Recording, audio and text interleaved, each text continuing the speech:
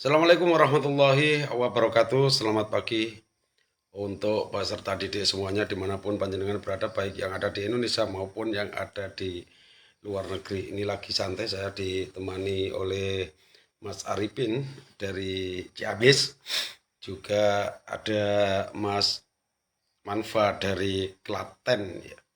Di kesempatan malam hari ini ada dua pertanyaan tadi, yaitu apakah diperbolehkan untuk membekam orang hamil? Ya. Terus yang kedua, satu pertanyaan, istri saya datang bulannya terus menerus, Pak. Apa bisa disembuhkan dengan bekam? Tadi ada yang tanya begitu ya. Dua ini yang mau saya bahas, yaitu. Nah, ini susahnya kan kalau istrinya datang bulan terus menerus, ini kan yang susah nih bapak-bapaknya ini. Jadi nggak bisa dipakai. Nah, ini perlu kita bahas di sini agar bisa menjadikan satu edukasi dan pembelajaran bagi panjenengan semuanya ya. Ini satu pengalaman dulu yang pernah saya alami. Ada seseorang yang datang bulannya ini terus menerus. Dan orang itu ada penyakit kista ya, mempunyai penyakit kista. Kemudian saya bekam ya, saya dipanggil untuk membekam. Pada waktu itu keluhannya adalah penyakit kista itu. Kita sambil santai saja ya. Keluhannya penyakit kista. Nah, kistanya sudah besar gini ya, sudah besar lah. Besar bola kasti ya. Kurang lebih begitulah menurut foto ronsennya. Nah, dibarengi dengan datang bulannya itu terus menerus. Kemudian saya dipanggil, kista apa bisa disembuhkan ya dengan bekam? Saya jawab, ya tidak tahu. Saya hanya bisa membekam. Yang menyembuhkan itu hanyalah Allah. Kuncinya adalah keyakinan kita, keyakinan penterapisnya, juga keyakinan daripada si pasien untuk berikhtiar. Jadi yang menyembuhkan bukan titik per titiknya. Ketika kita membekam, ketika kita menterapi, kemudian kita berdoa, memohon, munajat kepada Allah agar diberikan satu kesembuhan. Ya. Saya dipanggil dan datang, saya bekam. Ya. Target saya otomatis adalah kista itu. Di mana foto ronsen ditunjukkan kepada saya ini loh, besarnya kistanya sini. Jadi posisinya saya tahu persis itu dari ronsen itu. Ya, kemudian saya bekam di situ.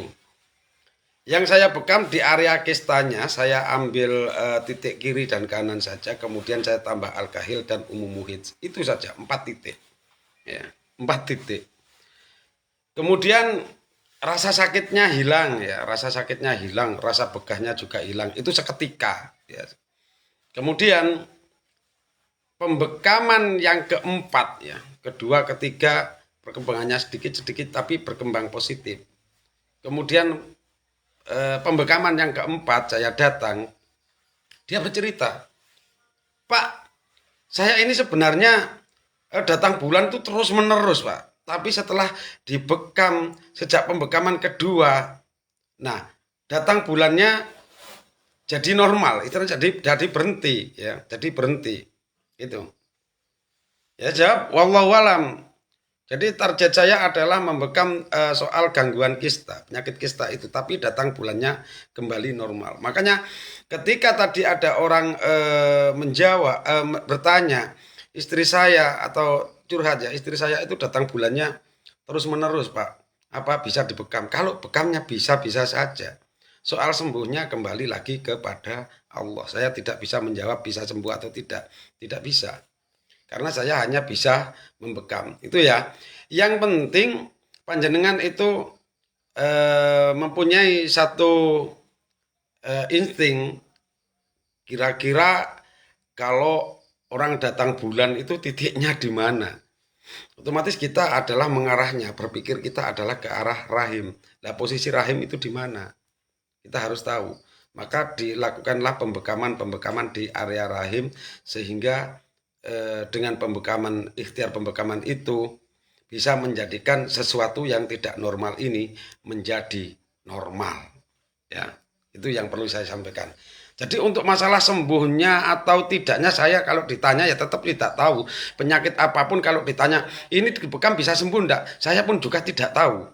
Ya, saya tidak tahu. Saya hanya bisa membekam. Makanya titik itu bukan menjadikan satu dasar kesembuhan penyakit. Anda membuat satu instrumen yang bagus, satu instrumen yang profesional katakanlah ya, itu pun belum tentu menjamin atas kesembuhan satu penyakit. Kesembuhan kembali kepada Allah. Nah, makanya di Singowande ini yang saya tanamkan dan yang saya ajarkan adalah keyakinan penterapisnya dulu, ya. Keyakinan penterapisnya dulu. Ketika kita menangani pasien kemudian pasiennya sembuh, nah keyakinan kita justru akan menambah mantap lagi. Itu soal haid yang berterusan. Soalnya kalau haid yang berterusan ini kalau tidak dihentikan, wah bahaya ini ya. Bapak-bapaknya nanti bisa bisa berbahaya. Itu yang pertama. Yang kedua, orang hamil apa boleh dibekam, Mbak? Ya boleh-boleh saja, nggak ada hadis yang melarang menghamili menghamili. Tidak ada hadis yang melarang untuk membekam orang hamil. Yang penting kita tahu mana lokasi janin. Jangan sampai janin ini terganggu. Ya, jangan sampai janin ini terganggu. Misalkan sakit gigi, sakit lengan, sakit pundak, sakit kaki, boleh dipekam. Kita enjoy aja, nggak ada rasa kekhawatiran ya. Cuman dikhawatirkan, hanya dikhawatirkan. Ya, bukan tidak boleh. Hanya dikhawatirkan kalau membekam orang hamil itu nutrisi yang ada di dalam darah yang semestinya disalurkan ke janin itu terganggu atau ketarik keluar. Tapi kalau ketarik keluar itu nggak mungkin ya. Karena apa? Yang kita ambil itu adalah di ujung pembuluh darah kapiler. Dan di ujung pembuluh darah kapiler itu adalah tempat pembuangan darah yang tidak berfungsi atau darah yang tidak berguna. Cuman tetap kita harus hati-hati saja ya, harus hati-hati. Jangan sampai sembrono, jangan sampai nanti disalahkan atau dikambing hitamkan dengan sesuatu yang seprofesi dengan kita, itu saja.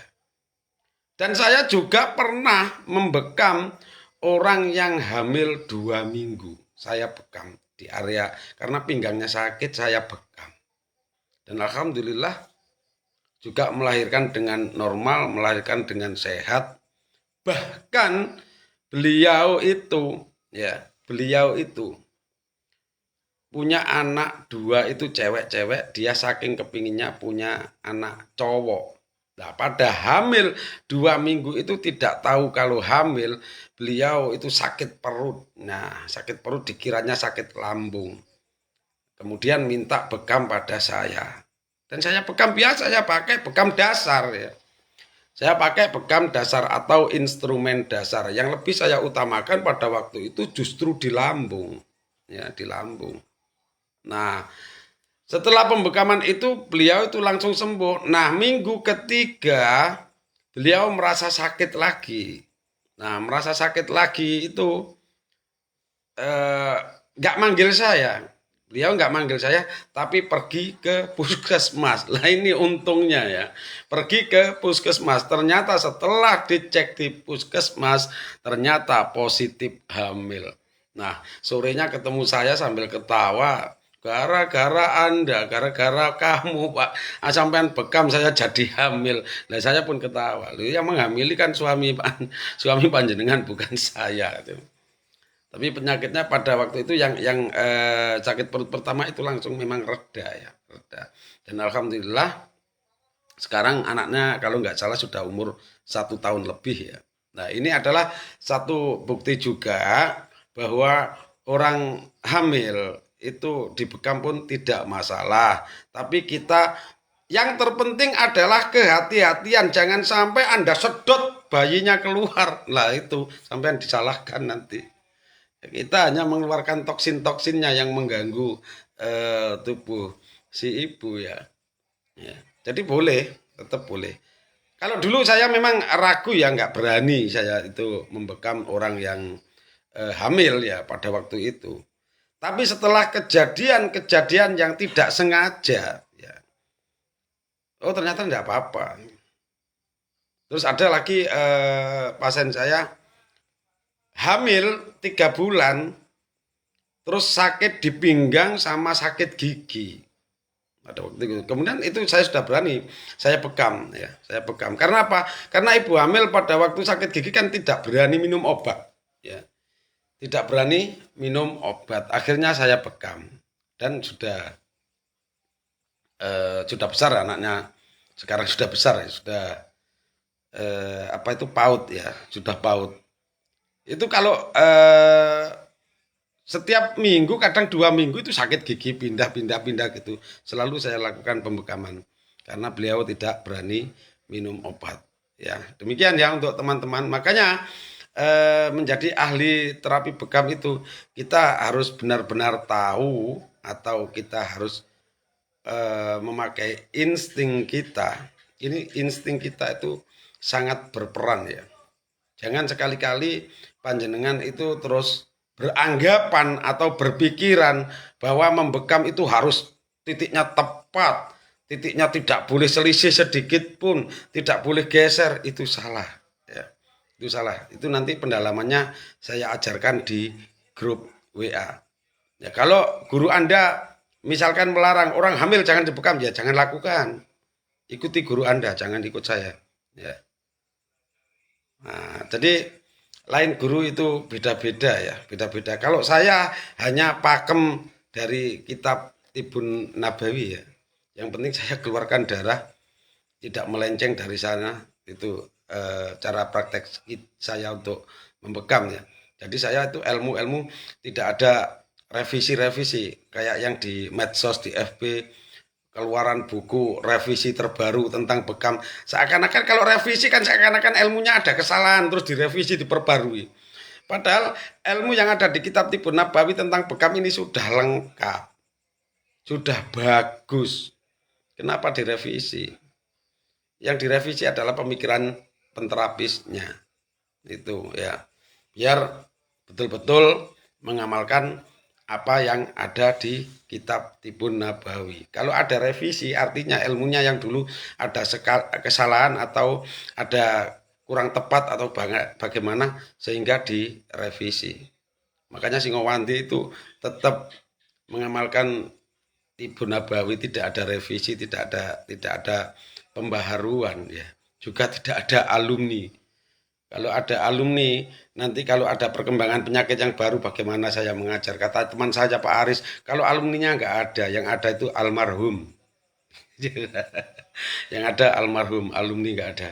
Nah itu ya. Jadi mohon pengertian kepada teman-teman. Makanya untuk belajar bekam jangan setakat di buku saja. Cari guru yang betul-betul mumpuni. Kalau panjenengan belajar bekam, ya belajar bekam, kemudian belajar kepada guru pun, tapi gurunya juga hanya belajar dari buku, ya sama saja, nanti ada revisi. Carilah guru yang mempunyai guru. Jadi gurunya itu mempunyai guru, itu. Jangan setakat buku. Apalagi kalau buku tidak ditandatangani penciptanya, ini jadinya jadi lucu semuanya ya. Oke, terima kasih untuk teman-teman. Semoga tetap kompak selalu untuk Singowando Indonesia. Dan mohon doa restu untuk teman-teman yang lagi kumpul tirakatan. Mudah-mudahan diberikan satu keberkahan juga untuk teman-teman yang sudah support saya, sudah support Singowande.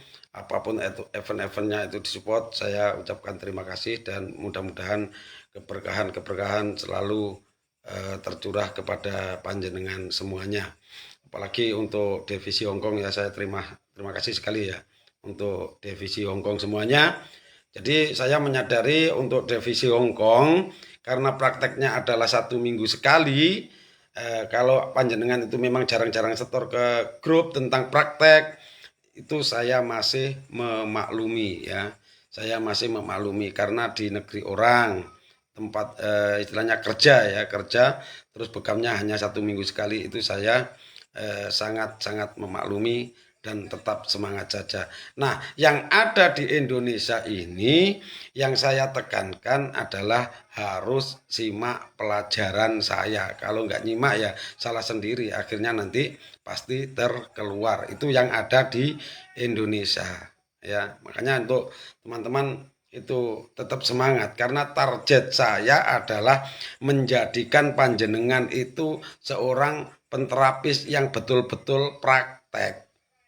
Ya, bukan setakat panjenengan saya kumpulkan terus bayar SPP tiap bulan, masalah jadi penterapis atau tidak terserah kamu, bukan begitu saya ya. Makanya saya kawal sampai postingan-postingan di FB juga saya kawal, itu karena apa?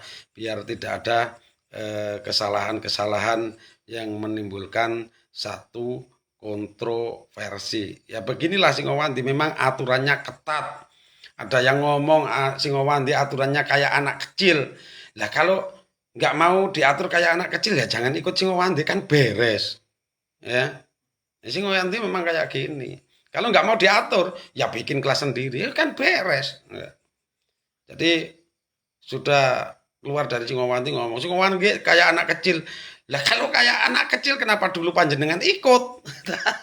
Ya kan jadinya bolak-baliknya itu yang nggak bener atau yang pikirannya ngeres itu juga yang ngikut ya. Apalagi ini. Ya demikian ya untuk teman-teman, nanti ada yang kurang lebihnya saya mohon maaf. Untuk pemula Singowandi hanya menerima penterapis yang betul-betul pemula, yang belum punya guru, sudah bisa bekam tapi nggak punya guru, lah itu boleh ya. Sudah punya sertifikat setumpuk, mau masuk Singowandi lagi buat apa? Katanya nambah-nambah ilmu. Otak Anda itu berapa besar? Manusia itu terbatas. Wadahnya terbatas. Buat apa banyak-banyak ilmu kalau tidak diamalkan semuanya? Sedikit ilmu tapi diamalkan. Tempat kita itu terbatas, pikiran kita itu terbatas. Kasih banyak ilmu macam-macam itu percuma. Ya. Jadi pelajari satu ilmu itu sampai mentok, sampai betul-betul handal lah, itu baru bagus. Buat apa banyak ilmu tapi kalau tidak ada yang handal. Sama halnya dengan masakan. Anda buka warung, masakannya menunya bau banyak banget tapi nggak ada yang enak. Siapa yang mau datang? Anda buka warung di tengah hutan, di tengah bambu pun, rimbunan bambu pun, tapi kalau masakannya itu satu sederhana tapi enak, orang pasti datang. Apalagi kalau yang nunggu itu jandanya lemu-lemu gini, banyak yang datang. Itu guyon saja ya. Oke, terima kasih. Selamat berjuang untuk teman-teman semuanya. Tatak, yakin, dan ikhlas. Los gak rewel. Sudah, jangan hiraukan. Kemarin saya posting ya. Kita itu ibarat elang, walaupun dipatok burung gagak dari belakang, ya sudah, diam saja. Kita kepakkan sayap, terbang tinggi-tinggi, gagak akan jatuh. Wassalamualaikum warahmatullahi wabarakatuh.